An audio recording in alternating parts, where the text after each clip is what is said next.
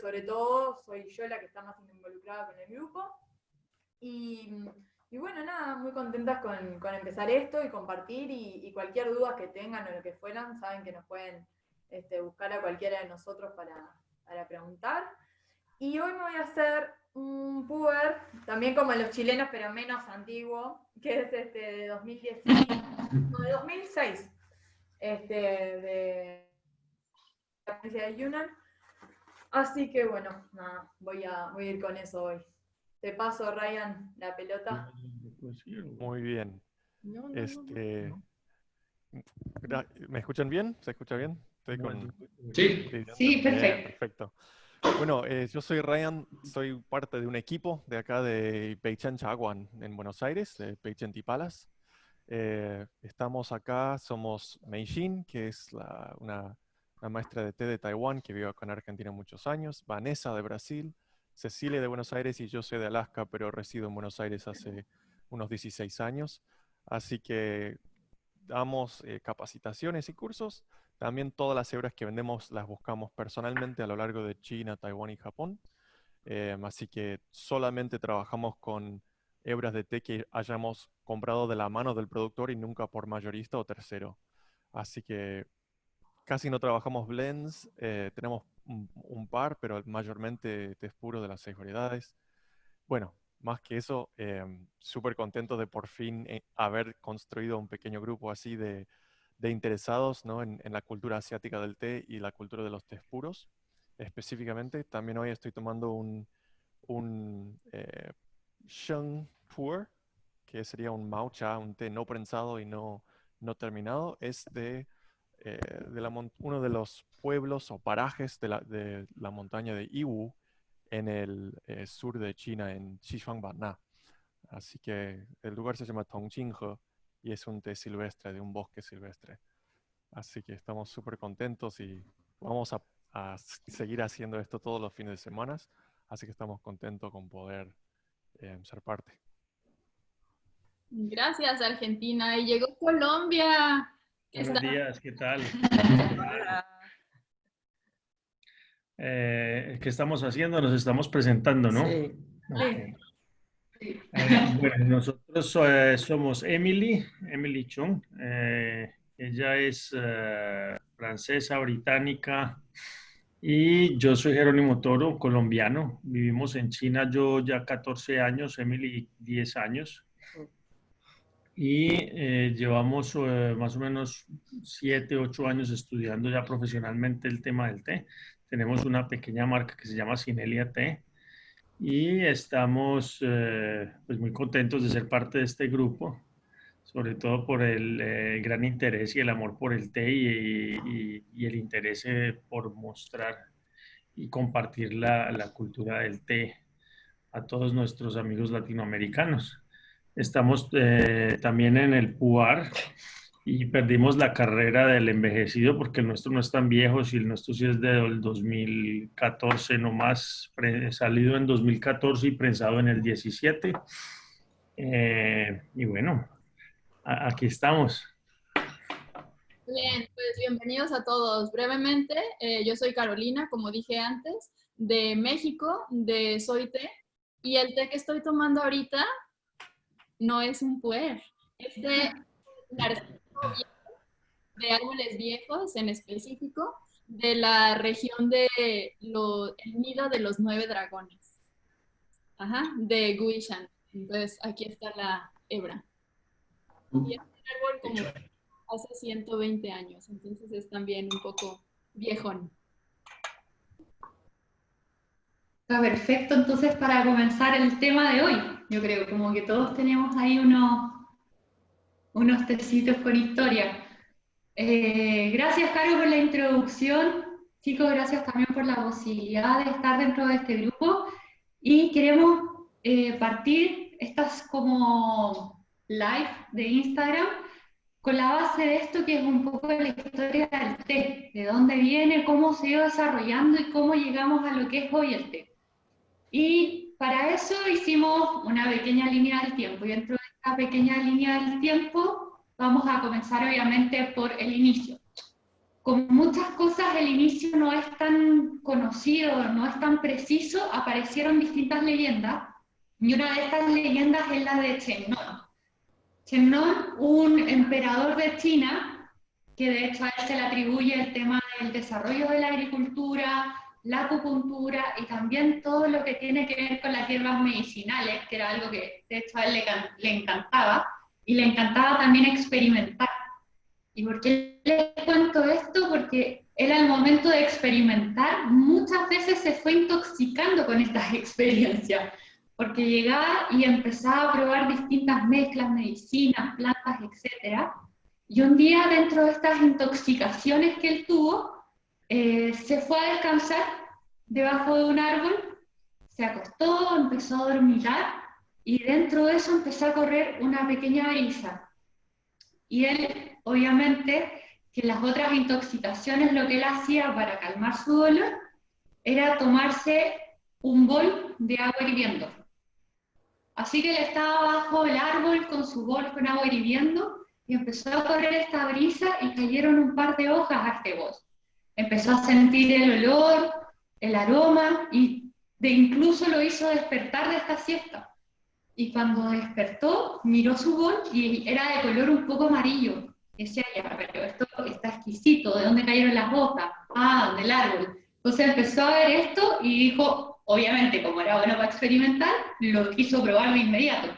Así que se tomó esto, le sintió como un sabor medio amargo, pero se empezó a dar cuenta de todas las sensaciones que le daba esto. Empezó a sentir más calmado, empezó a sentirse como con más energía, y lo más sorprendente para él es que se le pasó este dolor que venía de sus cuantas intoxicaciones que había tenido, pero de una de estas intoxicaciones. Y es ahí donde él descubre el potencial y el poder de esta planta, y que es la Camellia sinensis, la hoja del té que es al día de hoy. Sí, de hecho, bueno, este personaje igual es medio mítico. De hecho, algunos dicen que parte de su estómago era transparente como para poder ver la hoja y cómo era el efecto de estas hierbas en su cuerpo. Y la leyenda creo que se escribió cerca del año, no sé, 200 antes de Cristo, algo así. 2000, sí, perdón, 2800 antes de Cristo. Sí. No, pero la leyenda se escribió. Ah, la leyenda sí. Entonces, es como algo bien ficticio, pero que muestra un poco como el origen que tenía súper enfocado al enfoque más medicinal del té. Sí. Y como también salen algunas otras leyendas, también hay una leyenda muy famosa que les va a contar Cristian ahora también, que es la leyenda de Bodhidharma, que también habla un poco de la mezcla del Zen con la creación del té. Sí, bueno, Bodhidharma, bueno, un personaje real. Él vivió cerca del año 500 después de Cristo, y él viajó desde India a China, y dentro de este viaje fue donde se le atribuye esta leyenda. Él dicen que tenían prácticas de meditación súper intensas, y era súper exigente en esta práctica. Entonces él iba a cuevas y se quedaba meditando durante años mirando la muralla.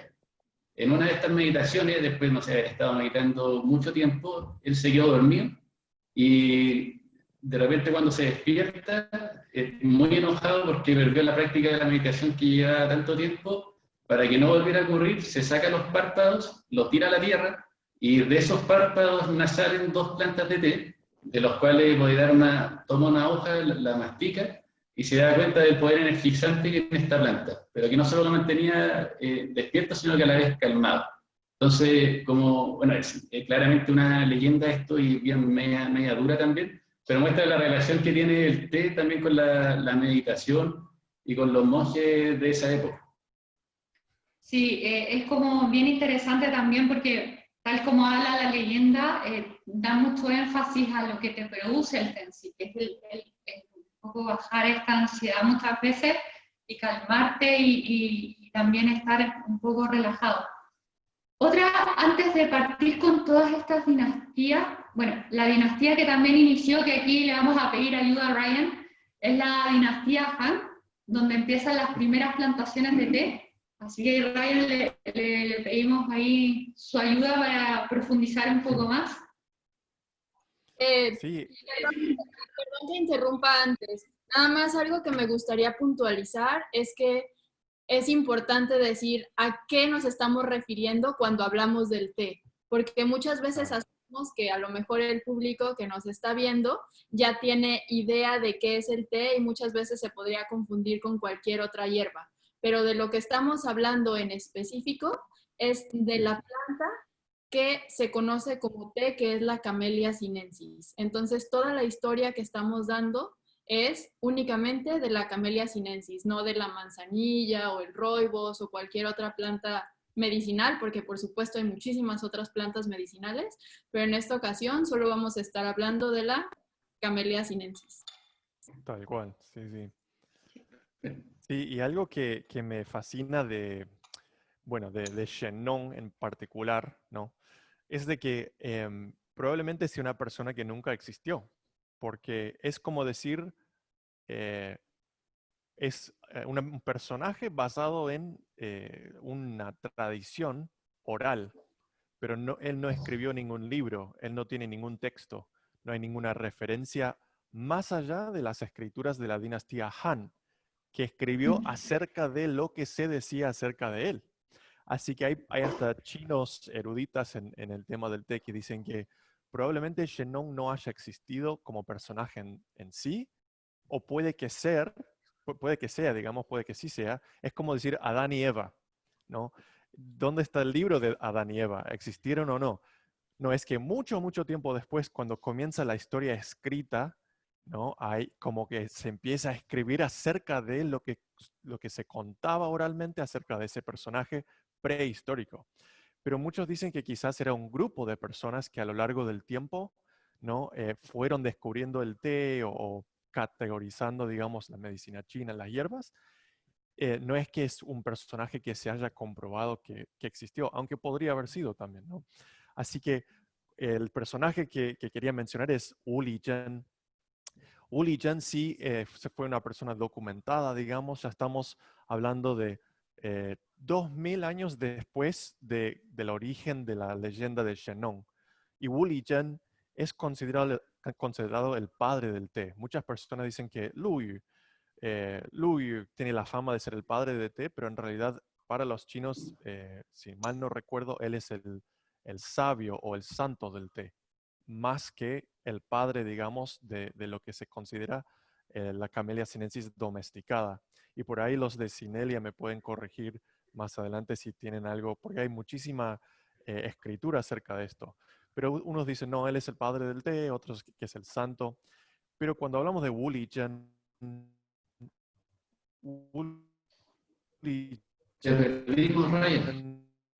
Lizhen fue la primera persona antes de Cristo, así que por lo menos 2000 años, puede ser un poquito más, que él ahí en la provincia de Sichuan, ahí en la provincia de Sichuan, él, digamos, en la cordillera Mengdingshan, que está ahí en la provincia de Sichuan, él fue la primera persona o una de las primeras personas documentadas que haya, digamos, agarrar una planta, que era la planta de té que se cosechaba de manera silvestre, se entraba al bosque, se buscaban hojas y se procesaban o se masticaban más bien. Él fue la primera persona que, digamos, fue y plantó y dijo, ¿qué pasa si yo cultivo la planta de té? ¿No? ¿Qué pasa si yo podo y fertilizo y hago clones, etcétera? Así que Wu Lizhen es considerado, digamos, el padre del té en el sentido de que fue la primera persona, no era un emperador para nada, era un simple monje budista, que él dijo, vamos a cultivar el árbol de té en jardines, vamos a seleccionar buena genética y vamos a propagar esa buena genética a través de clones. Entonces ahí Wu Lizhen después se hizo muy famoso y después de su muerte hubo un emperador de la dinastía Tang, de Tang Dai, que como lo designó, digamos, un personaje muy importante en cuanto a la historia del té. Y ahí realmente Wu Lizhen fue el que comenzó la historia específicamente escrita, que sí tenemos un récord escrito, digamos, y después de él vino Lu Yu. Y Lu Yu después fue una persona que se dedicó a estudiar el té, cómo mejor infusionar el té, los componentes y cómo eran tés de diferentes regiones. Pero mucho antes de eso, el ser humano, digamos, se le tuvo que ocurrir la idea de decir, en vez de solo cosechar té de manera silvestre, plantemos té y cuidemos los árboles y veamos qué tan bien con asistencia humana puede crecer. Y ahí comenzaron muchos estilos de producción de té verde, té amarillo, que después se transformaron en los concha o los tés de tributo, etc. Así que el que encuentra alguna escrita, hay algunos libros chinos que hablan de esto, pero por ahí Sinelia, si ustedes tienen más información que están ahí en China, digamos, y me imagino que ya hablarán mandarín muy bien. Bueno, el problema que tiene generalmente cuando vos haces eh, referencias cruzadas entre todos los escritos que existen previos a la dinastía Tang, específicamente previos al 780, todo lo que hay antes del 780 para atrás. Es muy difícil considerarlo como un texto histórico del té tal cual, porque si bien sabemos antes se hablaba de tú se escribe de la misma forma que el carácter cha, pero con dos strokes en la parte de abajo. En la parte de abajo del carácter cha, vos tenés un stroke y tú es dos strokes. Y antes de que apareciera el carácter cha, que es cha este. ¿Quieren ¿no? que lo escribamos para que las personas sepan de lo que estamos hablando en cuanto a escribir tú y cha? Sí, por Sí, supuesto. se puede. Muy bien, entonces voy a compartir la pantalla en blanco para que entendamos un poquito más de lo que nos está hablando Jerónimo. Y es básicamente, antes de la dinastía Tang, se refiere a este carácter. ¿Cierto? Correcto. Lo hago más grande, ¿verdad? Sí. Está un poco chico. ¿Cómo se hace grande? Bueno, lo voy a dibujar con un muy mal trazo. Disculpe. Dale. Entonces, mientras vos dibujas, te voy contando. El problema entonces que tenemos todos los historiadores del té es que todo lo que vos encontrás de las referencias más antiguas, cuando se habla de té o cuando se habla de algo que se parece al té antes del 780, que es cuando aparece el carácter cha, que es el que está escribiendo Carolina ahí en la parte de abajo, siempre nos van a hablar de tú, que es el carácter de la parte de arriba. Y el problema de tú es que tú metía dentro de la misma bolsa tanto al té Camellia sinensis como a cualquier otra planta de sabor amargo. Entonces ahí hay muchísimas otras plantas. No recuerdo en este momento los nombres pues, en español de esas plantas. Pero el gran problema que esto nos genera es que con el tiempo, después de la dinastía Tang, los escribas y los traductores de los textos antiguos comenzaron a simplemente cambiar automáticamente tú por cha, porque ellos asumían que se estaba hablando de cha. Entonces, de ahí es que se le daba una historia tan larga al té cuando realmente de pronto no la tenía. Sobre todo si consideramos que de donde se origina el té no era parte de China en ese entonces, porque el té se origina, como bien sabemos, en lo que es Birmania actualmente o Myanmar, una parte de China en Yunnan, el norte de Laos, el norte de Vietnam y parte de lo que es Tailandia, y pues hay unas plantas silvestres en India, pero pues ellos no estaban tomando té en ese entonces. Entonces, esa parte de Yunnan, que es lo que los chinos se atribuyen, eso no era China en ese entonces, eso era el Kingdom de Nangzhou. Y pues ellos seguramente estaban tomando té, pero ellos no, de eso no hay registro y China pues se lo atribuye porque ahora es China, pero eso no era China en su entonces. Entonces, si bien Ryan, tenés toda la razón, es muy probable que lo que ellos estuvieran haciendo era té, pues porque cuando ellos describen un poco lo que se hacía, pues parece ser té, pero si vamos a ser pragmáticos, no sabemos si era té, porque hablamos de tú. Entonces, Pero pues... cuando vos decís, Jerónimo, hablas de Shenong o Wu Lijian, porque tengo entendido que Wu Lijian era el que plantó las 7 plantas de Camellia sinensis, de lo cual después se cosechaba el Mengden Ganlo, que era Gongcha para uno de las dinastías. Que ahí que tengo pasa es que entendido no- que es no- como la primera vez que se menciona como Cha Shu específicamente y el problema, no, claro, claro, el problema es que antes del 780 no existe el carácter cha. Entonces no claro. hay ningún registro escrito que te diga que alguien antes del 780 estuviera plantando chazú, porque, Probably was. o sea, muy probablemente que alguien haya llevado té y no solo a Sichuan, sino a otras partes, desde Sichuan hasta el sur de China. El gran Seguro. problema para los que somos pragmáticos en esto es que no había carácter cha. Entonces, si alguien estaba diciendo que es que estaba X persona plantando tú, entonces, pues puede ser, Podría haber sido cualquier otro. claro, podría haber sido cualquier otra cosa, ¿no? Mm. Entonces, Ahora, cuando uno visita Mengdingshan y va, digamos, al Parque Nacional, ahí tienen la choza de Wulichen y hablan un poquito de eso, pero está, digamos, el jardín original, que ciertas partes han sido reconstruidas, está el monasterio original y lo que se decía ahí en los placares, digamos, en chino, era que se le atribuía a él los primeros clones de Chashu específicamente, y que hoy en día es por esa razón que mucho de Mengdingshan está plantado por Camellia sinensis. Claro, pero está la parte histórica de que qué era lo que se plantaba, si bien hoy en día, ¿no? el Está todo tema, plantado de té.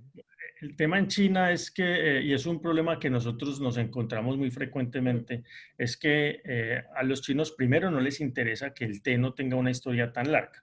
Sí, ya está incluso comprobado que Lu Yu en la mitad de sus citas históricas no son reales, ¿cierto? Porque el mismo Lu Yu, que fue el que le hizo el gran mercadeo al té, que hizo una muy buena labor, él tenía que darle al té una historia larga, porque si no la gente pues no iba pues como a creerle, pues, o como a, ¿qué se dice? Como a darle pues como tanta importancia al té. Entonces, incluso hoy en día, si vos le decís a cualquier chino aquí, no, es que Cheng no existe. No, ellos pues se paran y dicen, no, claro que existe, si en China tenemos 5.000 años de historia, y ese man por aquí caminó. Entonces, pues... no, Como que nunca sabremos, en realidad, sí, como que nunca es se sabrá. complementario y es muy bonito, o sea, no hay que quitarle a la historia y todos estos, y no estamos diciendo que Que no no es real. existe, Sí, sí. o sea, puede que sí, el tema es que hay un gran interrogante que es muy interesante compartirle a la gente y decirle, Claro. todos estos elementos históricos hay que entender que están, que se creen, y no pueden ser comprobados a ciencia cierta como todo lo que se puede comprobar después del 780 y decir que cuando se habla de té después de eso, pues estamos hablando de té propiamente, ¿no? Y ahí me gustaría justamente ahondar que esta es una de las bibliografías más completas que hablan de eso, que antes del 780 justamente no podemos estar seguros de nada en cuanto al té, porque todo era una planta amarga, ¿no? Entonces, de una planta amarga puede a lo mejor ser té o inclusive podría ser marihuana, porque es una de las 345 plantas de la materia médica de Shenong, ¿no?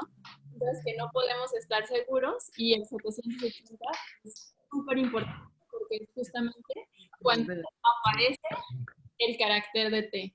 Claro, incluso, por ejemplo, uno de los textos que muchos historiadores toman como el que más posiblemente puede ser un texto que nos hable de té, es el texto en los tres reinos o en las dinastías de los tres reinos,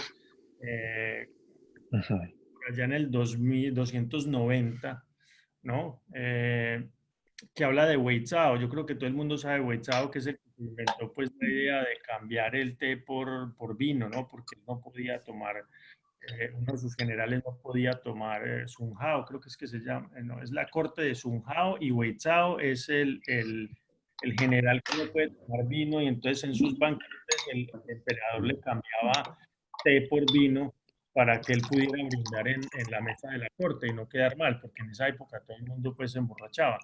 Entonces, esta es una de las historias de los que los historiadores dicen, bueno, este tiene que ser porque es que nomás hay dos cosas que ellos tomaban en los banquetes, era o vino o té, no era otra Claro. cosa. Entonces, si hablamos de cambiar el uno por el otro, tiene que ser té. Pero recientemente incluso, mirando otra traducción de ese texto, hablaban de toda la historia al revés, de que antes el emperador estaba ofendido con Chen Zhuo de Wei Zhao, porque no estaba brindando con vino y lo había visto cambiando el té con vino, entonces pues lo había decretado. Entonces es como dos historias completamente distintas del mismo periodo y del mismo texto. Entonces vuelve y juega. Es muy difícil, es muy interesante y es muy bonito. Y a mí me encanta tener todas esas historias. Y yo soy uno, cuando nosotros hacemos talleres acá, nosotros siempre hablamos del primer superhéroe de la historia, que es Shenlong, que tenía el superpoder pues de la panza transparente, ¿no? El primer superhéroe, muy bien. Después la panza transparente. Sí, no, o sea, la historia para Asia en general es sumamente importante. Nosotros también nos dimos cuenta también de eso y lo rico que sienten también en el sentido de creer en algo. Y eso también ellos lo valoran y lo potencian mucho. Así que no, super. Seguimos con las dinastías. Después de la dinastía Han, que gracias por ayudarnos aquí. Buenísimo los datos. Muy buenos datos. Seguimos con la dinastía Tang, que es una dinastía del 618 al 907 después de Cristo. Cuando nosotros empezamos las dinastías, nos gusta dar un poco el contexto social, qué es lo que está pasando en ese entonces en estas dinastías. Acá empezó un boom cultural. Se empezó a la expansión del arte, empezamos con la expansión de la poesía, también se empezó a expandir todo lo que tiene que ver con la caligrafía, y eso también nos ayudó mucho a lo que es el desarrollo del té, y se empieza a hablar un poco de lo que es la democratización del té. El té en este entonces es solamente para emperadores y la clase alta. Así que también vamos a empezar a ver alrededor de las dinastías, alrededor también de que vayamos desarrollando la historia, cómo va a ir variando esto, así que estén atentos, obviamente. Y lo otro entretenido que pasa en esta dinastía es la forma de consumo. Cuando empezamos a meternos más en la historia, vemos las distintas formas de consumo que se ha ido desarrollando en el té. Y en esta dinastía se comprimía el té, y luego se hacía polvo para ser mezclado con otras especias y al final terminaba siendo una especie de sopa. ¿Por qué? Porque en este periodo el té era una fuente rica en vitaminas y minerales. El té no era consumido quizás como lo estamos tomando ahora, para ellos era una fuente de energía y de alimentación. Porque como en ollas. De hecho, sí. En ollas de hecho iba a ser esta sopa. Además, perdón. Como una planta súper astringente, ¿no? Todavía era medio tú, apenas estaba evolucionando a hacer cha, entonces todavía no era muy agradable para el paladar, porque si ustedes están tomando una planta muy astringente o algo, pues la quieren mezclar a como dé lugar con lo que sea para que no sea tan desagradable al tomar. Entonces yo creo que era una de las razones para que, pues, ya si nos lo tenemos que tomar por los beneficios médicos, a lo mejor ya que no sepa tan mal, ¿no? Sí, también, bueno. Y más con la forma que tenían de prepararlo, que era en olla, hirviendo el agua, sacaba todavía aún más el amargor de la planta del té. Yo creo que de ahí fue donde se inventaron echarle azúcar al té, ¿no? Sin duda ponerle jazmín, cascarita de todo, de naranjas y todo eso. Y no cebolla y sal.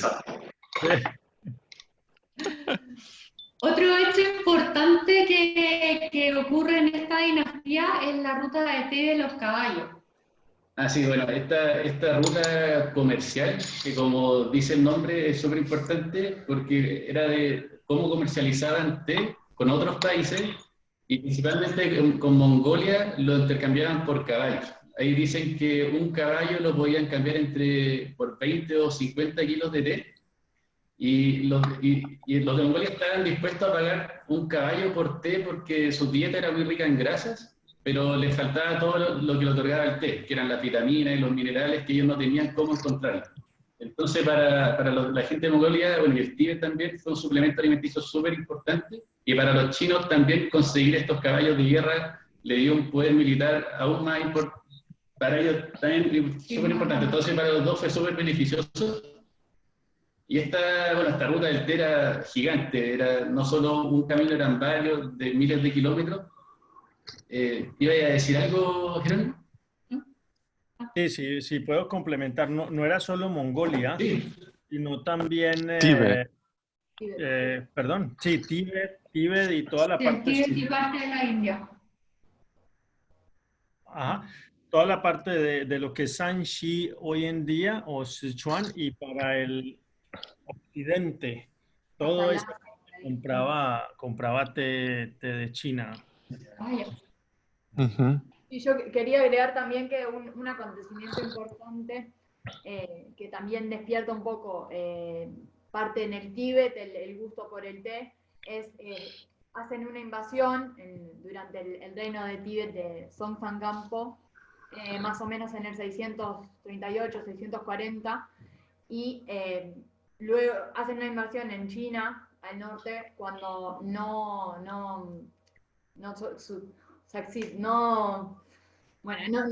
le funciona, pierden esa invasión, les piden que haya un casamiento entre una princesa china y un rey en Tíbet. Entonces la princesa Wenchang, que en su momento tenía 16 años, de China, se la envía al Tíbet para casarse, y ahí ella lleva entre un montón de cosas personales té. Entonces también ahí como que se empieza a despertar en la dinastía Tang el gusto por el té de Tíbet, y esa ruta de Yunnan a Tíbet, que incluso después también estaba, si bien decía Jerónimo, de Shanxi, que pasaba hacia el oeste y llegaba a Lhasa, también esa de Sichuan, también estaba como las dos rutas principales, la de Sichuan a Tíbet y la de Yunnan a Tíbet, pero si bien la de Yunnan era como un poco más reconocida, incluso también la ruta que pertenecía al tipo de té que se hacía en Yunnan también era como más valorado por los tibetanos en ese momento, y bueno, y se cambiaban así como caballos, también pieles, y otras cosas, que sal también, otros bienes que hacían toda esa ruta, que a veces no solo eran caballos, también eran yak, esos que vienen del Tíbet. Nada, eso. Sí, bueno, y un poco para seguir con el tema de la ruta Piku, también, y esto lo pueden ver la foto en el blog, una foto que a nosotros también nos sorprendió era ver cómo transportaban el té, porque en muchas partes no podían irse a caballo, entonces en la espalda, por ejemplo la espalda de Cristian, acá cargaban una cantidad gigante de té, ya como, imagínense, no sé si eran como ladrillos, pero con ladrillos de té que iban apilando y llegaban a 150, 100 kilos, y eso lo hacían a pie. Entonces, yo tengo una foto. Increíble. Yo tengo yo hice un magneto de esos de nevera a partir de una foto para recordarme todas las mañanas que las cargas nuestras Muy bueno. Eso mismo es, ¿no? hasta hace muy poco, ¿cómo se dice? Hasta hace no mucho tiempo atrás, hasta el siglo XX hubo gente que todavía hacía este proceso. Y si tienen la oportunidad de venir por Yunnan y hacer pues un paseíto por la ruta real del té, porque mucho cuidado que aquí en China están apareciendo rutas del té que no eran del té, sino que eran de la sal, porque habían dos rutas paralelas, ¿no? Tanto del té como el de la sal. Pero el té, pues, es mucho más famoso que la sal y trae más turismo. Entonces, todos los que tenían la ruta de la sal le están metiendo historia de té para impulsar el turismo, pero realmente por ahí nunca pasaba el té. Solo sal. Sí, no, nos pasó porque nosotros hace un par de años que estuvimos en Yunnan, nos queríamos salir pues como de la ruta más famosa, ¿no? Para evitar los turistas y nos fuimos a una ciudad que se llama Shashi, ¿cómo es que se llama, Emily? Hija, se me olvida el nombre en este momento, ahora se los doy, Emily se acuerda. Y estábamos súper felices, pues, pensando que estábamos pasando por donde pasaban los caballos y no sé qué. Realmente nos pudimos investigar y mentiras que era la ruta del té, ¿no? Y ellos lo están promocionando como si fuera ruta del té. Entonces, Claro. hay incluso para los que les guste documentales y eso, hay un documental de la cadena de documentales china, la CNT, ¿cómo se llama? CNT. ¿No es la que vimos? Sí, Bueno, pero no se me sé. olvidó el nombre también. Hay una cadena china pues que hace unos documentales bien interesantes y CCTV. sí, del CCTV, correcto, gracias. Ujú. Y ellos, lo que pasa es que en inglés lo llaman distinto, como Global Network TV o no sé Sí. qué. Ujú. Ellos hicieron una entrevista a las últimas personas vivas que hicieron el recorrido del té, así como estos mancitos, pues como estos. Y pues le entrevistan a unos señores pues muy viejitos y bueno, muy interesante para que lo busquen. No sé si está en español, yo creo que está en inglés, pues.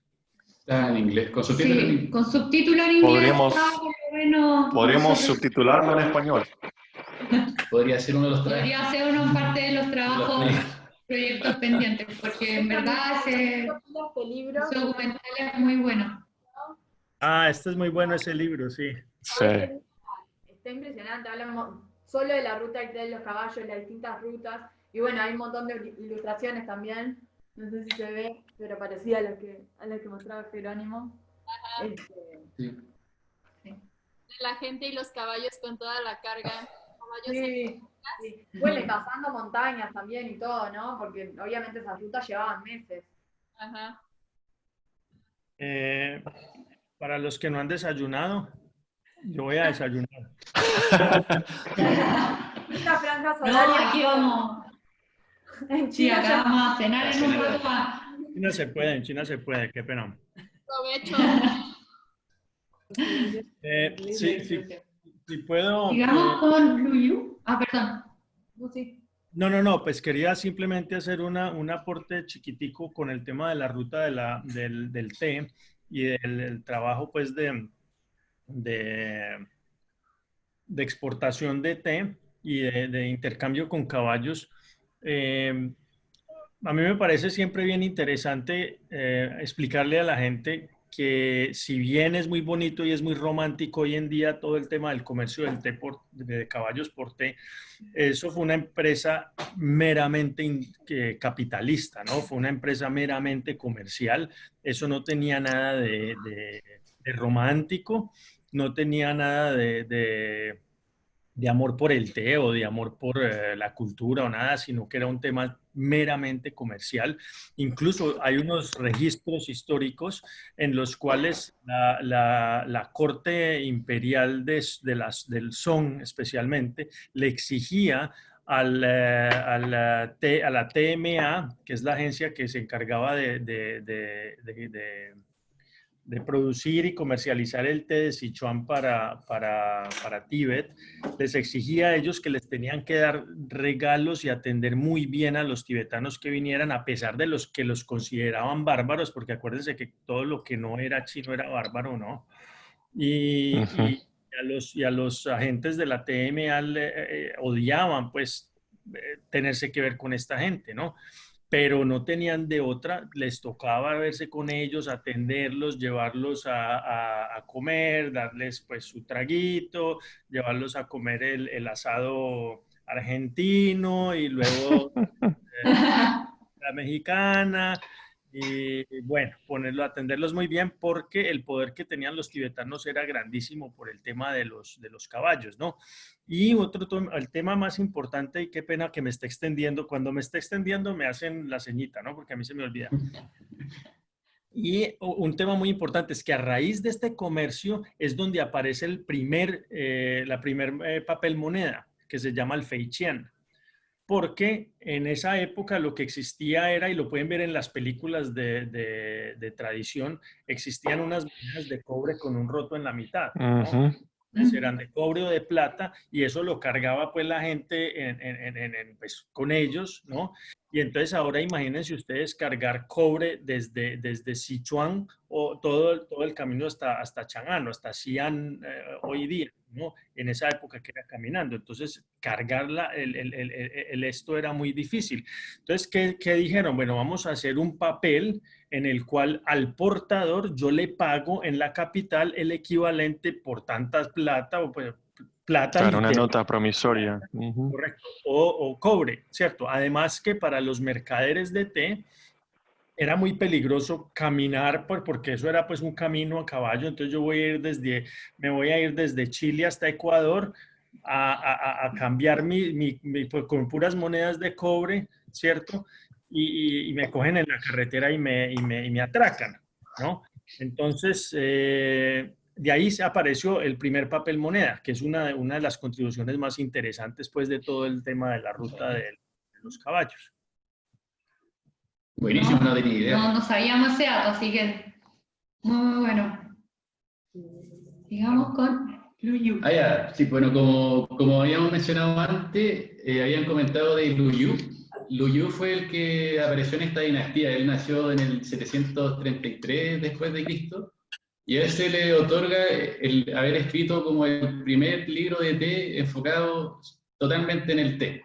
Lu Yu en este libro abarcaba sobre temas como el origen del té, la cosecha, la mejor forma de procesarlo, los instrumentos para preparar el té, la forma de preparar el té, y hablaba, no sé, incluso de dónde encontrar la mejor agua para los distintos tipos de té, cuál era el mejor punto de ebullición del agua para el té. Entonces era súper específico en cómo hacer un té de mejor calidad, alejándose un poco de lo que se venía teniendo hasta esa época, que era un consumo más alimenticio. Lu Yu lo empezaba a enfocar más como una bebida por sí sola, y que la disfrutaran de la mejor manera, y para eso tenían que procesarlo de una mejor manera y prepararlo de una mejor manera. Entonces él hizo este libro que ayudó a difundir mucho más el tema del té en China. Y ahí pasamos a... Ahí no sé si alguien quiere también aportar un... Hay una realidad que se llama Cha Qing, en chino se traduce como el clásico del té, y es verdad que si lo leemos ahora es súper valioso como registro histórico, pero es verdad que muchos de los elementos, de los 24 elementos que él menciona para hacer el té, están un poco, ahora, bueno, no se usan principalmente porque en esa dinastía, como comentaban, se hacía el té más como, bueno, se tenía el té comprimido, luego se hacía un polvo para ponerlo en una olla, para agregarle más ingredientes, y era distinta la forma de preparación. Incluso uno de los 24 elementos también es como un potecito para poner sal al té. De tal forma, él sí no estaba de acuerdo con la mezcla de jengibre, cebolla y toda esa sopa. Comparaba como toda esa mezcla que se hacía con el té como agua de cloaca o agua de una zanja, que no estaba muy de acuerdo, pero bueno, nada, eso, que en realidad los elementos que dice hoy en día no se usan mucho. ¿Y ustedes muelen su té? Todas las mañanas, por eso a las es que 5 de la mañana. nos turnamos. Ay, que ahí les pasamos después unos té comprimidos que tenemos acá para que no nos muelan. No, because Ya, bueno, y después de la dinastía Tang viene la dinastía Song, que fue del año 960 al 1279 después de Cristo, y un cambio importante que hubo en esta dinastía fue la forma de consumo. Como habíamos dicho antes, el té se preparaba en ollas y se hervía el té y se mezclaba también con otras especias. En esta época cambió esto, y si bien también se seguía comprimiendo el té y se seguía moliendo como con estos instrumentos que nos mostró Jerónimo, lo que empezaron a hacer era, en una especie de bol, ellos colocaban el polvo y con un elemento de bambú, similar como lo que se hace el matcha actualmente, lo batían y generaban una espuma, y era un trago, un té bien similar al matcha, pero no era té verde, era otro té. Entonces, esta forma de preparar el té los cambios que produjo fue que ahora sí que era una bebida que se tomaba por sí sola. O sea, la gente se juntaba a tomar té y eso ayudó mucho a difundir aún más el té y a usarlo como una bebida social y recreacional. Y en este punto, de hecho, fue cuando se desarrolló también mucho la cultura del té en Japón. Sí, pues y ahí llega un personaje sumamente importante, que espero pronunciarlo bien, que es el monje Eisai, que es alrededor del 1140, que él lleva las primeras plantas y semillas de té a Japón, para empezar a hacer la producción ya de plantaciones de té en Japón. Y lo más lindo, por lo menos que hemos encontrado de esto, que también empieza con toda una filosofía zen, y empieza a haber una tradición detrás de lo que es el té.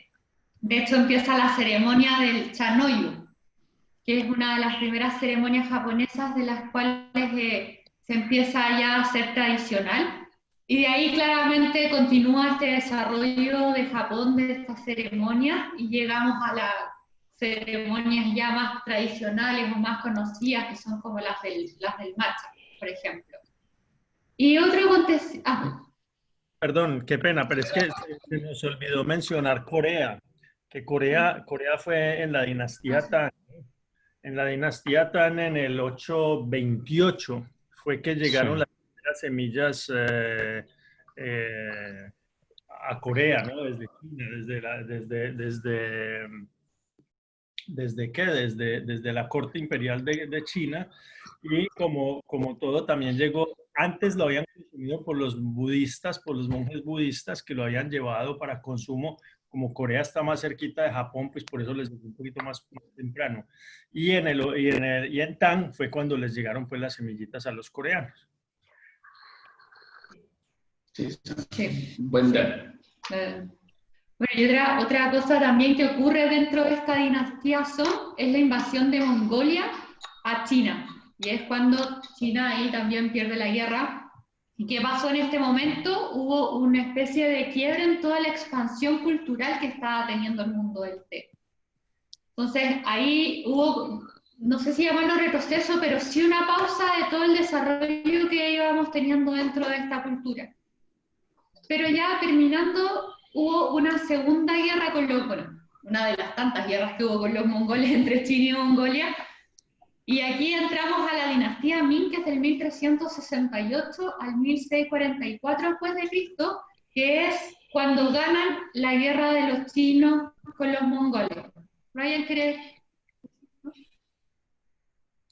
No. No, pensé que... Sigan nomás. Perdón, que pensé que me había hecho una seña. No. Y ahí, claro, hubo... No, disculpa. Y ahí hubo todo un renacimiento cultural del té, y empezamos ya nuevamente a desarrollar lo que es la cultura del té en China, y también empiezan a haber distintos tipos de prohibición, por ejemplo, como la que es del comprimir el té. Sí, de hecho, ahí se me olvidó el nombre de este emperador. Hubo un emperador, el primer emperador de esta dinastía, que tuvo una historia bien interesante, porque él partió como campesino. Creo que perdió la familia por la hambruna, se transformó como monje budista. Donde estuvo en este templo fue destruido por la guerra, ahí se metió a la milicia para pelear contra los rebeldes y los mongoles. Y ahí fue ascendiendo hasta que se transformó en general, y poco a poco llegó a transformarse en el primer emperador de la dinastía Ming. Y fue este emperador que hizo un cambio radical, por así decirlo, en la forma en que se procesaba el té en esa época, y él prohibió la forma en que se procesaba, que era comprimir. Como hemos dicho siempre, antes el té era comprimido y se sacaban trozos para prepararlo. Ahora él dijo que solo se tenía que sacar el té en hojas y tomarlo como lo tomamos ahora. O sea, echar las hojas en una tetera, echarle agua y servirlo, lo cual aliviaba mucho el procesamiento del té, porque comprimirlo tenía que ocupar muchos recursos, tanto humanos como técnicos, tenían que ocupar implementos que eran difíciles. Y aparte la preparación del té era un poco más elaborado de la forma que lo hacemos ahora. Entonces eso democratizó también un poco el tomar té. Ahora, ¿por qué hizo esta prohibición? Hemos encontrado un par de fuentes distintas. Algunos dicen que era por la corrupción que había detrás del sistema de tributos del té comprimido hacia el emperador. Y otra fuente también es que como él tenía un origen humilde, ellos no tenían cómo comprar estos tés comprimidos. Entonces ellos tomaban té en hoja, tal como lo hacemos nosotros, y él sabía que eso ya era una forma que se podían tomar un té de calidad y era mucho más fácil prepararlo. Ahí no sé si ustedes tienen más datos de por qué se dio esta prohibición. Sí. Serán acentos. Sí. Bueno, y aquí también aparece, hablando de la prohibición y de estos cambios de utensilios y todo, aparece un personaje bastante potente en Japón que se llama Rikyū. Rikyū llegó a hacer un cambio gigantesco también en el mundo del té, porque como les habíamos mencionado antes, el mundo del té era un mundo de lujo, bastante bling bling, con teteras de oro, muy de clase alta y obviamente de los emperadores. ¿Y qué es lo que él hizo? Simplificó los utensilios, los hizo que fueran mucho más simples y de hecho creó distintos salones del té, de los cuales eran también mucho más sobrios. Y una de las cosas muy interesantes que se daba para los salones de té eran que tenían puertas bajitas. Entonces todos, incluso el emperador, al entrar a estos salones de té, tenían que hacer una reverencia. Ahí también se hablaba mucho de que él no estaba tan interesado en que la gente fuera a mostrarse, sino que fueran a tomar té, y aquí el papel principal es para el té y no para lo que es el mostrar un poco Sí. más. Hay una historia igual que habla sobre eso, que dice que Rikyū era bien amigo de un campesino, y este campesino una vez lo invitó a tomar té a su casa. Rikyū aceptó de inmediato y como para honrar a este campesino, fue con sus mejores discípulos. Entonces, bueno, fueron a la casa y el campesino empezó a preparar el té, pero no era un experto como Rikyū en preparar el té, por lo cual no lo hizo cumpliendo todos los pasos que se hacían en ese entonces, incluso a lo mejor derramó un poco de té. Y bueno, después cuando se fueron de la casa, Rikyū le dijo a sus discípulos como que esa había sido la experiencia más importante que había tenido con alguien sirviéndole té. Y los discípulos le preguntaban, oye, pero si se equivocó en todos estos pasos, chorro té, y lo hizo todo mal. Y él dijo, sí, pero él no me invitó a enseñarme a preparar té, sino que me invitó a tomar té. Y lo hizo como con todo su corazón y eso es lo que yo agradezco. Entonces al final como dándole mucho énfasis al té, más que incluso al proceso de hacerlo, siendo que él era un maestro del té bien reconocido. Sí, de los más grandes. Y dentro también de esta dinastía pasa algo que nos beneficia mucho a nosotros en Occidente, que es que se da la primera exportación de té a Europa, que es del 1600, en el año 1606 se hizo la primera exportación de té. Ahí Jerónimo... La Vicu también nos quería... Sí, la Vicu, sí. Sí, bueno. Antes capaz... No, dale, Jerónimo, sí, sí. Dale, que no, yo quería simplemente recomendar un libro para los que no lo conocen y a los que les gusta la arquitectura y todo el tema de de Japanese Tea House. Bueno, les aparece al revés, pero este libro se llama The Japanese Tea House de Wolfgang Febvre, whatever. Bueno, para el que les guste este libro, muy, muy bonito y explica muy bien todo el tema de la arquitectura, sobre todo y la historia de la tea house en Japón. ¿Ya? Oigan, dice, No, que quería decir que me parece interesante como Japón, en realidad, a partir de la dinastía Song, que es cuando más, digamos, se afianzan los monjes budistas yendo a estudiar a China, tomando té, y en China, en esta dinastía, es donde se empieza a hacer polvo, digamos, el té verde. Ellos a partir de ahí como que desarrollan todas las bases y su ceremonia de té en lo que ahora conocemos como el matcha, y como que se hace más, o sea, profundiza en eso, ¿no? Digamos, en el té verde en polvo, molido, en sus procesos de cosecha, que luego los japoneses lo van a desarrollar mucho más, si bien el origen es chino, por eso a veces cuando escuchamos del matcha es japonés o es chino, en realidad si bien su origen es chino, los japoneses lo desarrollan a partir del 1100, ¿sí? Como decían ustedes, con las semillas. Incluso ahora en China también ellos venden ese té verde en polvo, que no todo té verde en polvo es matcha, porque para que sea matcha necesita unos pasos específicos de cosecha, que no todo el té verde en polvo lo tienen. Entonces me acuerdo que cuando iba a China y les pedía matcha, me decían, Lü Chafen, y yo decía, no, matcha, y en realidad, claro, cuando te dicen Lü Chafen, te están diciendo, es un té verde en polvo, punto. Que eso a veces es lo que vemos acá en Occidente, como, nos lo venden como matcha, y no es, en realidad. No sé, Caro, si querés decir algo que... Que quedan 20 segundos. Ok, vamos a retomarlo, ¿no? ¿A reconectarnos? Ya. Entonces, nos vamos a ir, pero ahorita regresamos. Eso. ¿Cómo hacemos?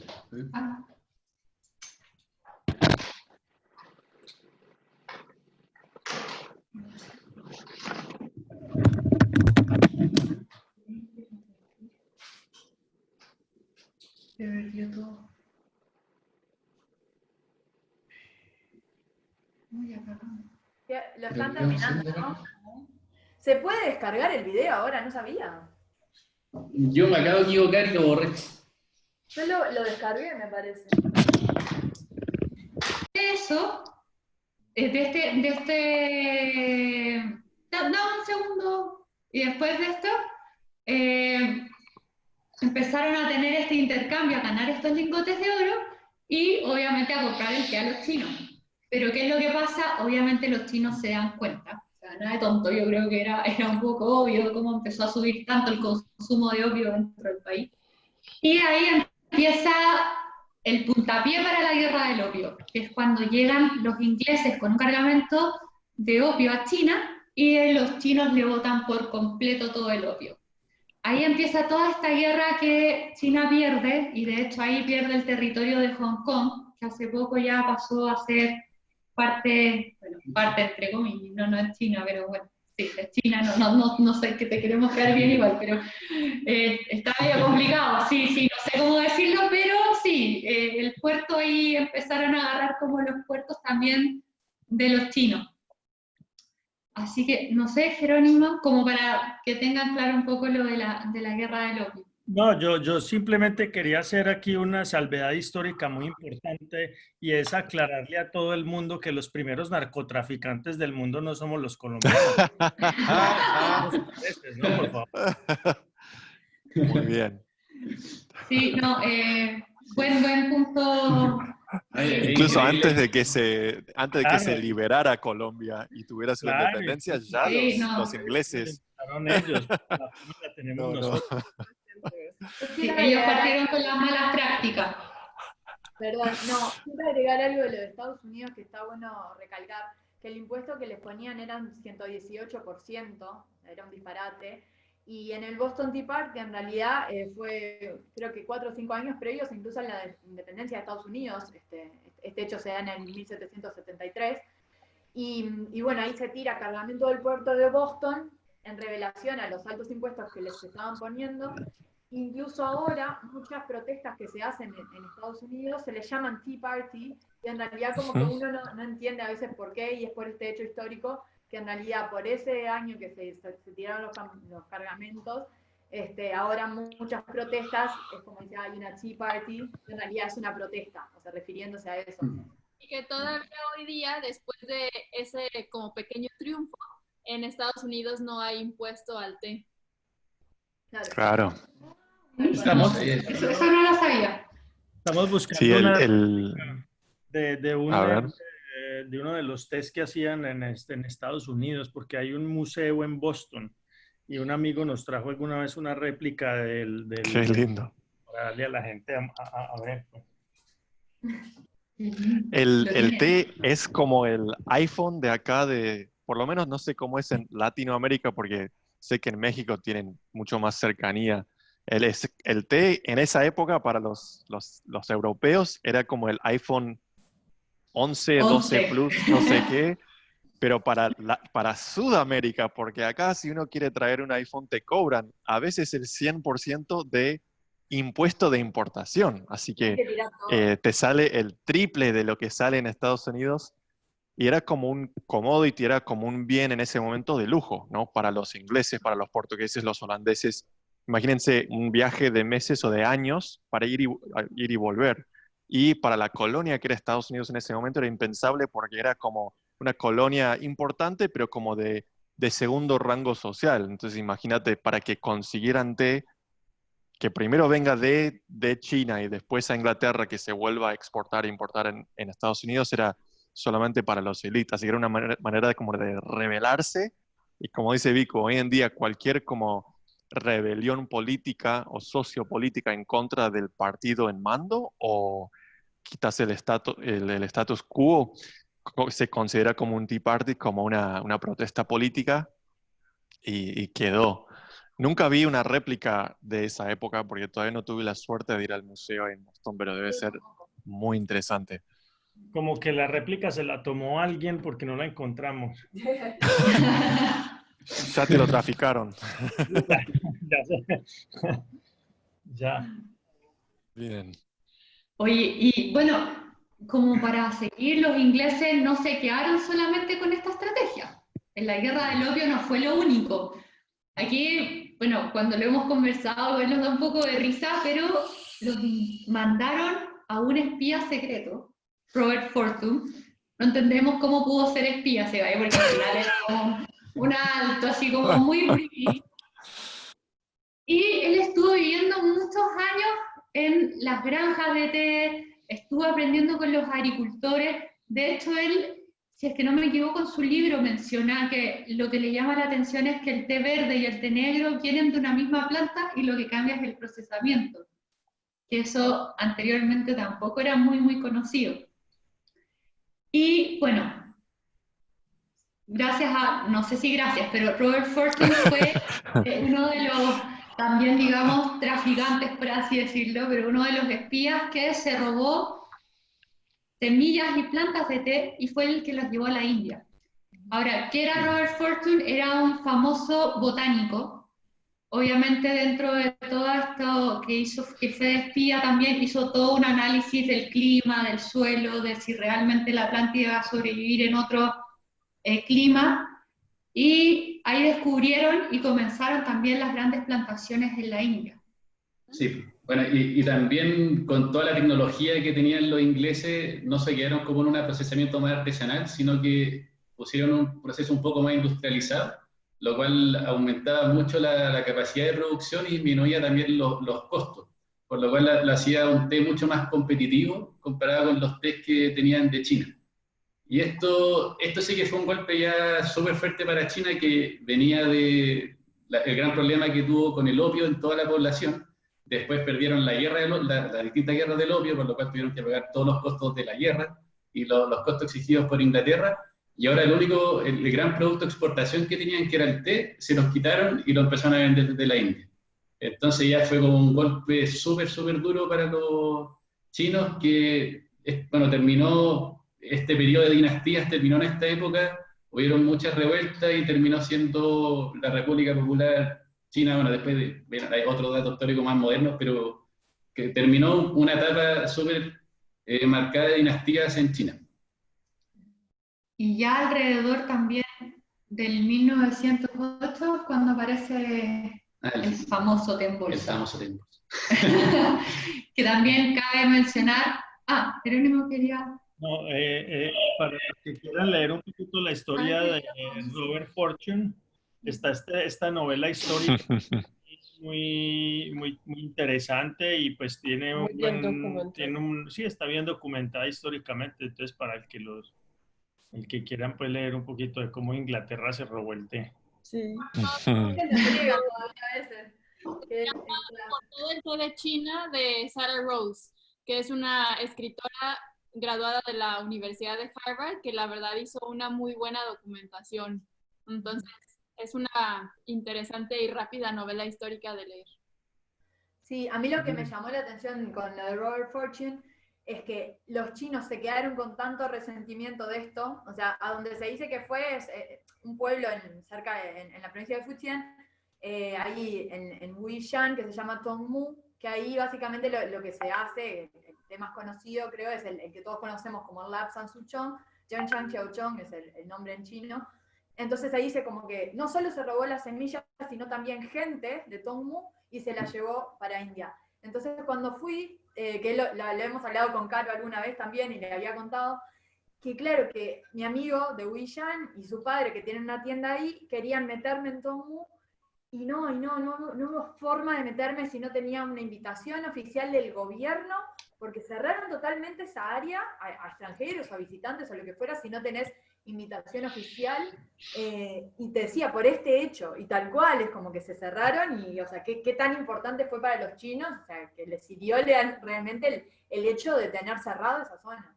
Sí, y que también ya no se dejan engañar tan fácil, que según lo que cuentan es que Robert decía que era un chino más allá de la muralla, ¿no? Porque, ¿y tú por qué te ves tan diferente? Pues es que soy un chino de más allá de la muralla, entonces ahora ya no hay forma de que... Nosotros tenemos la oportunidad de haber subido a Tomuguán. ¿Ah, sí? ¿En serio?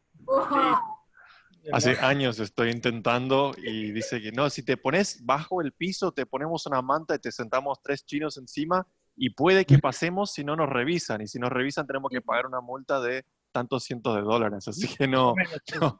La verdad es que Emily no tiene tanto problema, ¿no? Claro, no.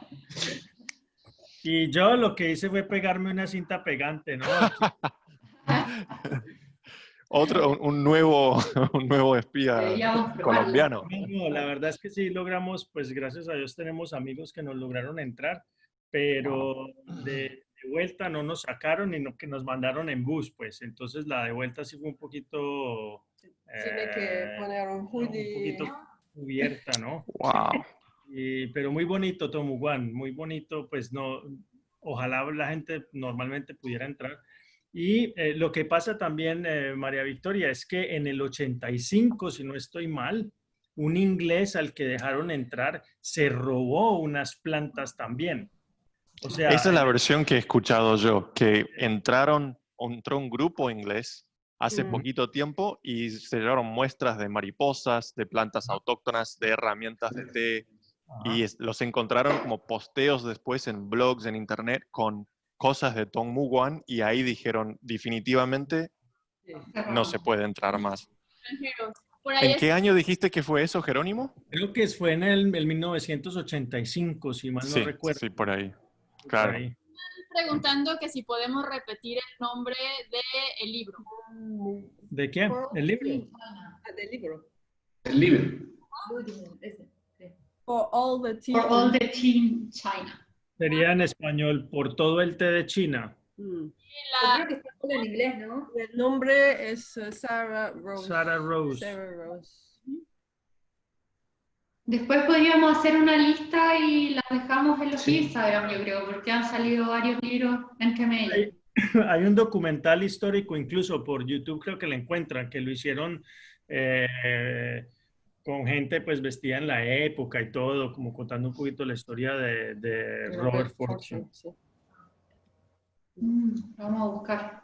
Sí, no lo he visto. No. Muy bien. Así que, quedamos en lo último ya, que es el famoso té en bolsa.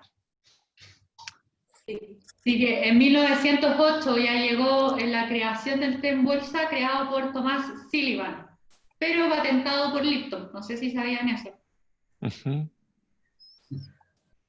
Se hizo un poco ahí el vivo, como decimos acá en Chile. Y tengo entendido que Lipton lo mandaba como muestras. No sé qué tan cierto. No. El gringo lo mandaba como muestras. Claro, lo mandaba como en bolsitas. Claro, y después empezó a hacer las bolsitas de papel. Un día muy triste. Día muy triste. Bueno, de hecho el 90% de los consumidores de té consumen té en bolsa. Fue un gran cambio en verdad. Creo que un dato hasta más interesante del consumo, si nos enfocamos en el occidente, es que del 100% de té que se consume, el 85% es de bebidas que ya están preparadas, como del ready to drink, como Nestea o Arizona o cosas así. Y luego de ese pequeño 15% de hoja de té, el 85% de lo que dijeron es de té en bolsita. Entonces solo queda un 15% de ese pequeño 15%. Bueno, eso es lo que estamos intentando potenciar aquí también. Sí, no, sí, va a está cambiar. cambiando. Sí. Chicos, tengo algunas preguntas. No sé si me salí del vivo de nosotros, pero teníamos una pregunta sobre... perdón, la verdad que lo leí, no me acuerdo quién era, así que si después me puede volver a escribirlo. Si es que dentro de la historia del té hay influencia de la mujer, Personajes como o femeninos. personajes como femeninos importantes dentro de la historia Muy, del té, no sé si ustedes muy saben más de algo. difícil. En Asia, muy difícil. No, Sí. no de que no hay, pero como toda cultura tradicional, y Sinelia va a hablar más de eso, en China hoy en día encontrar una mujer catadora o una mujer que sea experta en ceremonia es más común que antes, pero por lo general el té ha sido una industria primero de familia, entonces mamá cosecha, papá procesa, porque la mujer tiene la mano más pequeña, tiene más precisión. Entonces, hoy en el procesado del té creo que no hay ni siquiera una tendencia de que hombre o mujer sea como más importante, pero en lo que era siempre en Japón y en China tradicionalmente, hasta hoy en día es poco común encontrar una catadora de té, una profesora de universidad. Y por ahí Emily y Jerónimo van a hacer más de eso.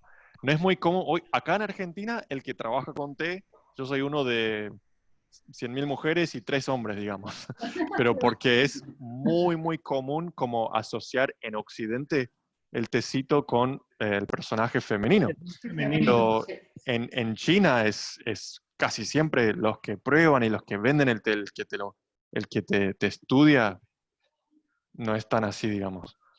No, a ver, hoy actualmente, como lo has dicho, es muy bien, eso es un tema de familia y pues a raíz de que China ya se ha hecho a la idea de que las mujeres pues son parte de la sociedad, una parte integral después después del régimen comunista, ¿no? Que la mujer tuvo un papel mucho más protagonista en tanto el desarrollo de la economía y todo.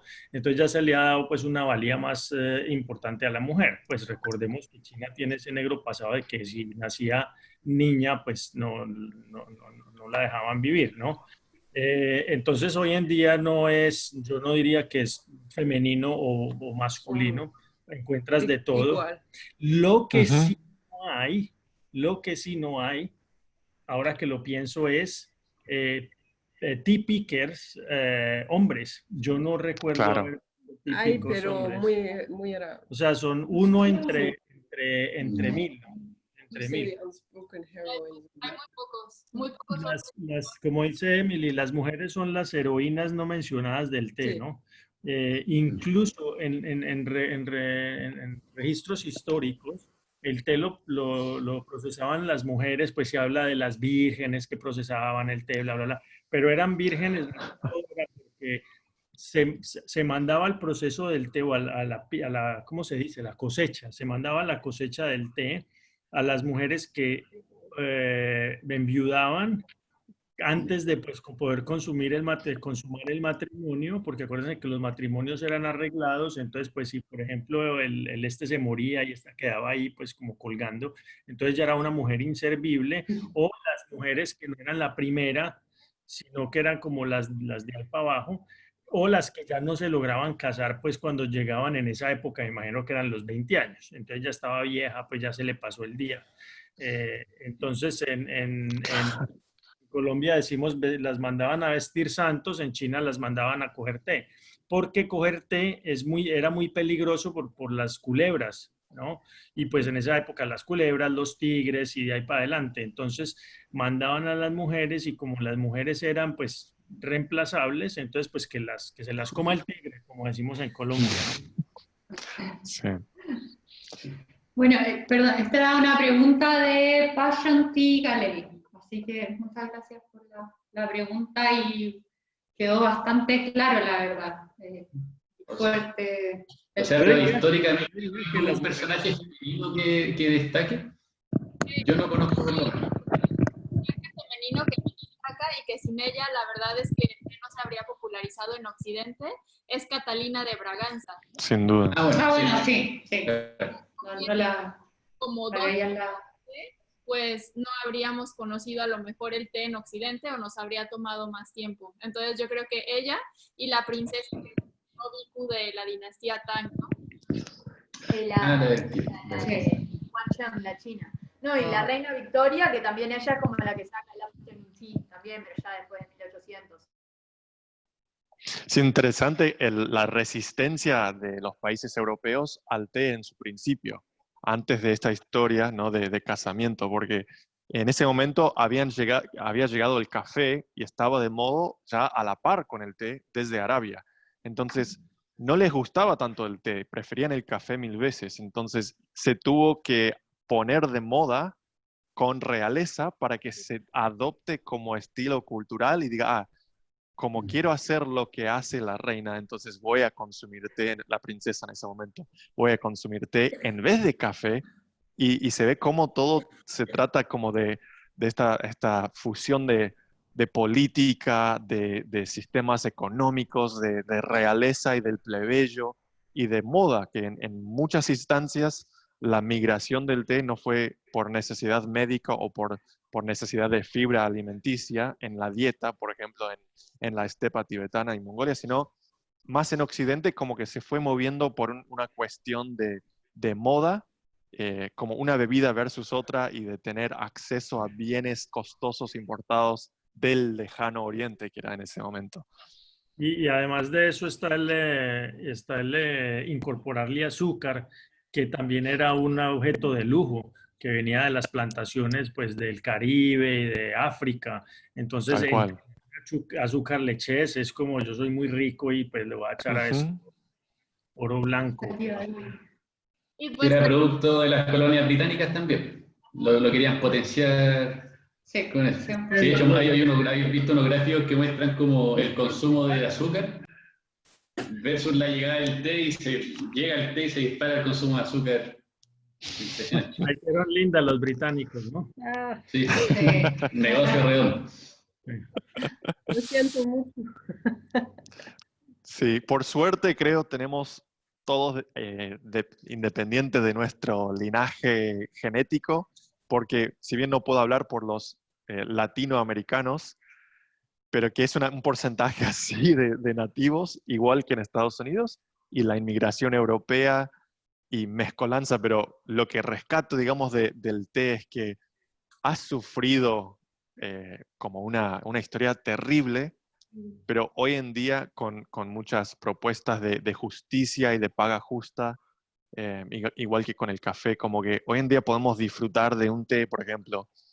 Conozco la familia de Xiaoshu Minzu, de una etnia minoritaria de ahí, del sur de Yunnan, y sé que se le pagó bien, si bien son generaciones de cosechadores desde andar a saber cuándo, que ni siquiera ellos hablan chino mandarín, sino con Meixin tenemos que llevar una traductora de Putonghua a Miaoju, como del idioma de los Miao, de esa etnia, para siquiera poder hablar con ellos, porque no hablan chino.